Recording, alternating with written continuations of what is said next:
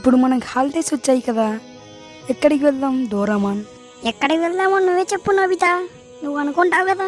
Doraemon, మనం ఇండియాకి వెళ్దామా? అక్కడికి ఎందుకు నోబితా? అక్కడ అందరూ కలిసిమెలిసి జీవిస్తారు అని విన్నా. మనం ఒకసారి వెళ్ళి చూద్దాం డోరామాన్. వెళ్ళక తప్పుతుందా? మా బుజ్జి డోరామాన్. ఏంటి డోరామాన్, ఎక్కడికి తొలగొచ్చావు? నువ్వు చెప్పిన ఇండియానే కదా నోబితా. నేను విన్న ఇండియా మాత్రం ఇది కాదు, అది వేరే. ఒక నిమిషం ఆగు నోబితా, అక్కడ ఎవరో ఒక పెద్ద ఆయన వెళ్తూ ఉన్నాడు, అడుగుదాం.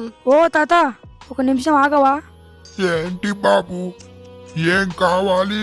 తాత, అసలు ఇది ఇండియానేనా? అవును బాబు.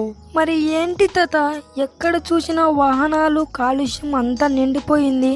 ఇక్కడ అంతే బాబు, మొత్తం వాహనాలు కాలుష్యంతో నిండిపోయింది. తాత, ఇండియా స్వచ్ఛమైన ప్రకృతి నిలవని విన్నాను. నువ్వు విన్నది నిజమే బాబు.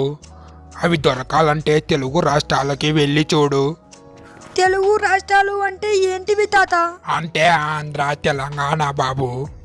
ధన్యవాదాలు తాత, ఇంత గొప్ప విషయం చెప్పినందుకు. పద డోరామాన్, ఎనీవేర్ డోర్ తీయి.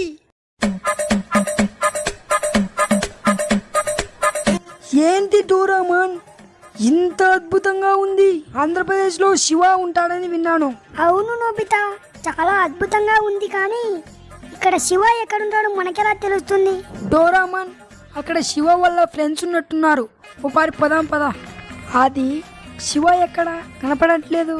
నోబితా, ఏంటి మా ఊరికి వచ్చారు? ఏం లేదు, ఇప్పుడు సమ్మర్ హాలిడేస్ కదా.